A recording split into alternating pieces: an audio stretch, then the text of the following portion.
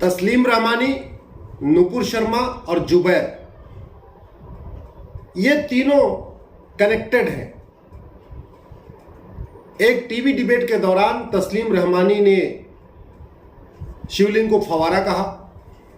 उस शिवलिंग को फवारा कहने के जवाब में नुपुर शर्मा ने कुछ रिस्पॉन्ड किया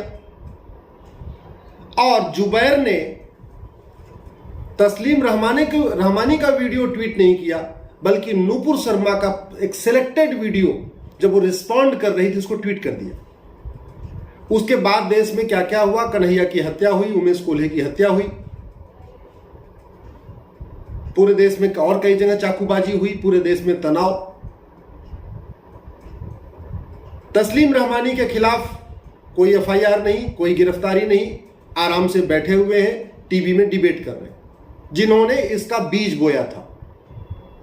नुपुर शर्मा जिन्होंने रिस्पॉन्ड किया शिवलिंग को फवारा बोलने के बाद, उनके सर तन से जुदा के नारे शुरू हुए, पूरे देश में एफआईआर हुआ और नुपुर शर्मा जब सुप्रीम कोर्ट आई तो पहले उनके बारे में कहा गया आपकी वजह से पूरे देश में आग लगी हुई है, आपकी वजह से कन्हैया तेली की हत्या हो गई, आपको पब्लिकली माफी मांगना चाहिए। तीसरे पात्र हैं उस पूरे एपिसोड के जुबैर के बारे में पता चला कि उसको हेट स्पीच फैलाने के लिए करोड़ों रुपए विदेशों से मिलता है, भारत के अंदर से मिलता है। जुबैर को इसी काम करने के लिए, भारत में केवल तनाव फैलाने के लिए, सोशल मीडिया के जरिए लगातार यहां पे मजहबी उन्माद फैलाने के लिए देश से भी फंडिंग होती है, विदेशी फंडिंग होती है। आज उसको सुप्रीम कोर्ट से बेल मिल गई, सारे उसके मुकदमे भी ट्रांसफर हो गए दिल्ली और बेल भी मिल गई। क्या इस देश में वास्तव में कानून का राज है? क्या वास्तव में कानून सबके लिए बराबर है? क्या वास्तव में रूल ऑफ लॉ यहां एग्जिस्ट कर रहा है?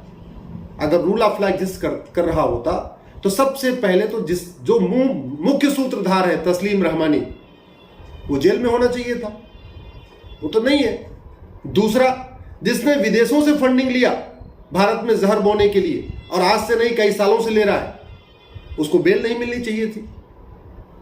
और नुपुर शर्मा जिसने रिस्पॉन्ड किया था एक सवाल के जवाब में, बस एक सवाल किया, उसके में जवाब दिया, अगले दिन माफी मांग लिया, उसका भी एफआईआर ट्रांसफर हो जाना चाहिए था और उसको भी एक बेल मिल जानी चाहिए थी। मुझे लगता है कि बहुत सोचने की जरूरत है। सरकार भी सोचे कि आखिर ये घटिया कानून अंग्रेजों के कब तक चलेंगे, जिससे जज अपनी मनमर्जी चला रहे हैं। इन घटिया अंग्रेजी कानूनों के कारण जज जिसको चाहे बेल दे दे, जिसको चाहे जेल में डाल दे, जिसका चाहे मुकदमा ट्रांसफर कर दे, जिसका चाहे मुकदमा ट्रांसफर न करे। और वो गरीब कहां जाएगा? चलो एलिट क्लास के लोग तो 10 लाख 15 लाख 20 लाख रुपए फीस दे के बड़े बड़े वकील हायर कर लेते हैं, सीधे सुप्रीम कोर्ट आ जाते हैं। वो गरीब कहां जाएगा? वो ड्राइवर, वो किसान, वो मजदूर, वो प्रताड़ित गांव का व्यक्ति, वो सुप्रीम कोर्ट आ सकता है क्या? वो 10 लाख रुपए 20 लाख रुपए फीस दे सकता है क्या? ये बात सुप्रीम कोर्ट को भी सोचना चाहिए और ये बात सरकार को भी सोचना चाहिए। हम इस देश में पुलिस रिफॉर्म, जुडिशियल रिफॉर्म के ऊपर चर्चा क्यों नहीं कर रहे? हम इस देश में सबके लिए कानून का राज सबका बराबर, वो चर्चा क्यों नहीं कर रहे? हम ऐसा कानून क्यों नहीं बना रहे जहां बहुत ज्यादा मिस इंटरप्रिटेशन ना हो? एक जज उसके बारे में अलग इंटरप्रिटेशन करे, दूसरा जज उसी कानून का अलग इंटरप्रिटेशन करे, दिल्ली हाई कोर्ट अलग इंटरप्रिटेशन करे, इलाहाबाद हाई कोर्ट अलग इंटरप्रिटेशन करे, जज टू जज वेरी करे, कोर्ट टू कोर्ट वेरी करे, हाई कोर्ट अलग इंटरप्रिटेशन करे, डिस्ट्रिक्ट कोर्ट अलग इंटरप्रिटेशन करे, सुप्रीम कोर्ट अलग इंटरप्रिटेशन करे। आखिर ये कब तक चलेगा?